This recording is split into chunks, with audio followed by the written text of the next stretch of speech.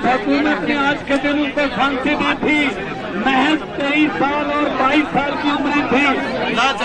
भगत सिंह जी ने जो कुर्बानी दी उसको आज सत्ता करने के लिए हम आए हैं, आज उनको सैल्यूट करने के लिए आए हैं।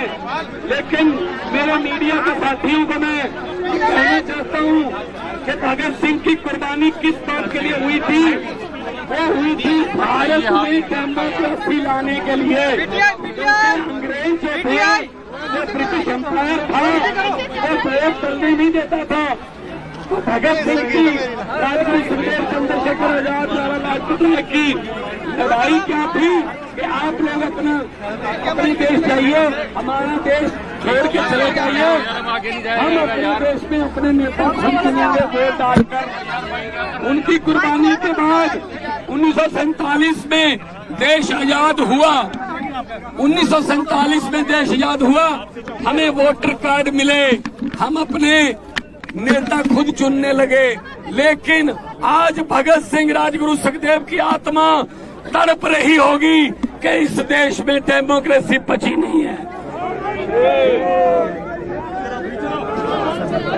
आज भगत सिंह की आत्मा तड़प रही होगी कि इस आजादी के लिए हमने कुर्बानियां दी थी।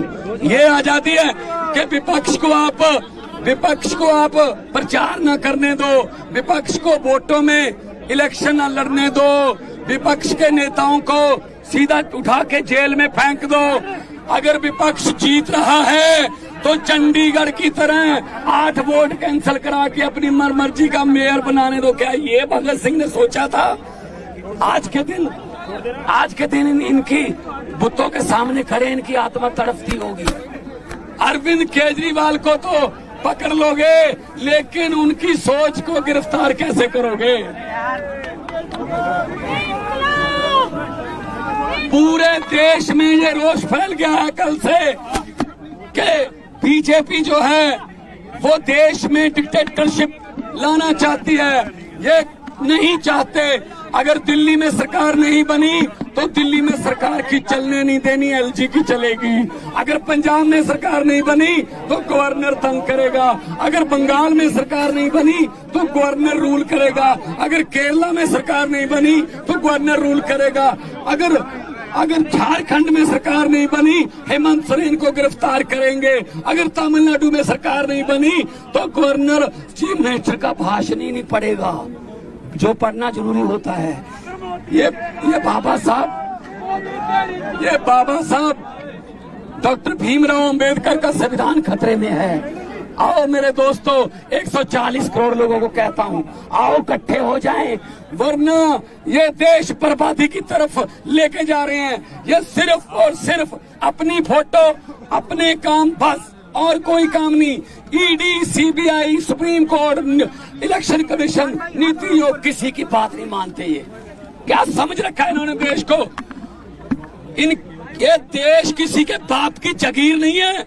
इन्होंने समझ रखा है ये 26 जनवरी को पंजाब की झांकी निकाल दी, झांकी रिजेक्ट कर दी, हटा दी। अरे भगत सिंह से बड़े हो गए तुम, राजगुरु सुखदेव से बड़े हो गए तुम, करतार सिंह सराभा से बड़े हो गए, लाला लाजपत राय से बड़े हो गए। आपके यहाँ आपका कोई रिश्तेदार जलियांवाले बाग में मारा गया था? ना ना ना। अरे आजादी लेके दी जिन्होंने, उनकी झांकियां रिजेक्ट कर रहे हो।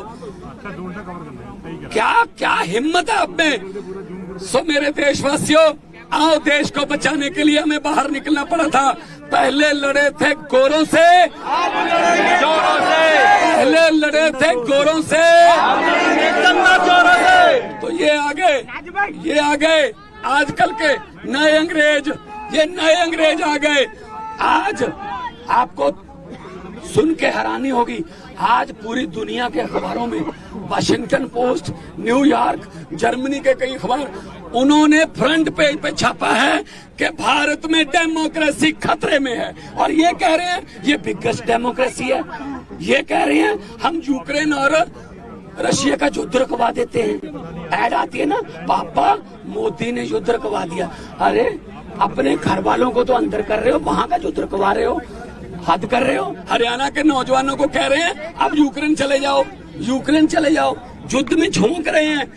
तो ये दादागिरी ये नहीं चलेगी। पार्लियामेंट में मैं यही बोलता था, अरविंद केजरीवाल बाहर आएंगे और बहुत बड़े इनकलाब के साथ बाहर आएंगे। पूरे देश में लहर फैलेगी। अरविंद केजरीवाल एक व्यक्ति नहीं है। अरविंद केजरीवाल एक व्यक्ति नहीं है। अरविंद केजरीवाल एक सोच है। आप सोच को कैद नहीं कर सकते। जब तक अरविंद केजरीवाल बाहर नहीं आते, सरकार कैसे चलेगी दिल्ली की? चलेगी दिल्ली की सरकार। किस तरह से चलाएंगे? कानून के मुताबिक ही चलाएंगे। कोई कानून नहीं कहता कि अगर कोई मुख्यमंत्री को ऐसे, अरविंद केजरीवाल, कोई कानून नहीं कहता कि अगर कोई पॉलिटिकल वेंडेंटा के अधीन किसी मुख्यमंत्री को आप जेल में कर दोगे तो वो उसको इस्तीफा देना पड़ेगा। नो, वो तो अभी लेके गए हैं, वो दोषी साबित थोड़ी हुए हैं। सरकार चलेगी, सरकार कानून से चलाएंगे। हमारे मंत्री खड़े हैं, सब चलेंगे। लोकसभा चुनाव कैंपेन सर आप दोनों साथ दिखते थे कैंपेन में, कैंपेन आप दोनों साथ दिखते थे, अब कैसे अकेले सर? करेंगे, प्रचार करेंगे सारे। देखो, अरविंद केजरीवाल एक सोच का नाम है, तो जो भी प्रचार करेगा वो अरविंद केजरीवाल की सोच का ही करेगा। तो मैं साथ दिखता था, इसका मतलब ये नहीं कि मैं अकेला साथ था। करोड़ों लाखों और भी केजरीवाल है देश में। हर उम्मीदवार केजरीवाल होगा, हर उम्मीदवार केजरीवाल होगा, हर वॉलंटियर केजरीवाल होगा।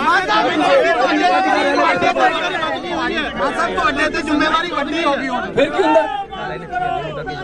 रब मेरी औखे कम्मा ते ड्यूटी ला दिंदा है, पर शायद रब नूं पता है कि मैं औखे काम कर लेना। करांगे। सुनील जाखड़ ਅੱਜ ਈਸੀ ਜਾ ਰਹੇ ਨੇ, ਕਹਿੰਦੇ ਕਿ ਪੰਜਾਬ ਦੇ ਵਿੱਚ ਐਕਸਾਈਜ਼ ਪਾਲਿਸੀ ਪੰਜਾਬ ਚ ਲਾਗੂ ਹੋਈ ਤੇ ਉਹਦੀ ਵੀ ਜਾਂਚ ਕਰਾਵਾਂਗੇ। ਸੁਨੀਲ ਜਾਖੜ ਈਸੀ ਜਾ ਰਹੇ ਨੇ, ਜਿਹੜੇ ਪਿੱਛੇ ਜੇ ਕਹਿੰਦੇ ਸੀ ਕਿ ਕੇਜਰੀਵਾਲ ਤੇ ਭਗਵੰਤ ਮਾਨ ਨੇ ਫੋਟੋਆਂ ਲਾ ਲਈਆਂ ਸੀ ਚਾਕੀਆਂ ਤੇ, ਜਿਹੜੇ ਬਾਅਦ ਚ ਮੁੱਕਰਨਾ ਪੈ ਗਿਆ ਸੀ ਨਾ, ਛੱਡੋ ਪਰੇ। ਕਿਹੜੀ ਪਾਰਟੀ ਨੇ ਅੱਜਕੱਲ? ਜਾਖੜ ਸਾਹਿਬ ਕਿਹੜੀ ਪਾਰਟੀ ਦੇ? ਅੱਜਕੱਲ ਭਾਜਪਾ ਦੇ ਪ੍ਰਧਾਨ ਨੇ। ਅੱਜਕੱਲ ਭਾਜਪਾ। ਚਲੋ ਕੋਈ ਉਹਨਾਂ ਨੂੰ ਕਹੋ ਪਹਿਲਾਂ ਪਾਰਟੀ ਦੀ ਸਟੇਬਿਲਿਟੀ ਦੱਸ ਦਿਓ ਵੀ ਕਿੱਥੇ ਹੋ, ਫਿਰ ਬਾਅਦ ਚ ਗੱਲ ਕਰਾਂਗੇ। ਤਕੜੇ ਹੋ ਕੇ ਲੜਾਈ ਇੱਥੋਂ ਪਾਰਟੀ ਦੇ ਆਫਿਸ ਵੱਲ ਨੂੰ ਜਾਵਾਂਗੇ, पार्टी के ऑफिस वालों जाएंगे। अब यहाँ से पार्टी के ऑफिस की तरफ मार्च करेंगे। शहीद आजम भगत सिंह राजगुरु सुखदेव को श्रद्धांजलि देके हम उनको याद करेंगे और उनकी सोच को बचाने के लिए। भगत सिंह की सोच ये थी कि मुझे कोई शक नहीं कि आजादी मिलेगी या ना, आजादी तो मिलेगी, लेकिन मुझे डर इस बात का है कि आजादी के बाद देश कौन से हाथों में जाएगा। और आज ये डर पूरा सही साबित हो गया भगत सिंह का। ये लोग आ गए, ये लोग डिक्टेटरशिप करते हैं। किसी के एमएलए खरीद लो, किसी की सरकार तोड़ दो, कभी राज्यसभा में खरीद लो, कहीं लोकसभा में खरीद लो, विधानसभा में खरीद लो। ये खरीदो फरोख्त वाला भाई सब काम देश में बंद होना चाहिए। लोकतंत्र को बचाना है। कौम को कबीलों में मत बांटिए, लंबे सफर को मीलों में मत बांटिए। एक बहता दरिया है मेरा भारत देश, इसको नदियों और झीलों में मत बांटिए। और एक अरविंद केजरीवाल जी के लिए बोल रहा हूँ 4 लाइनें कि हुकूमत वो करते हैं जिनका दिलों पर राज होता है। हुकूमत वो करते हैं जिनका दिलों पर राज होता है। यूं कहने को तो मुर्गे के सर पे भी ताज होता है।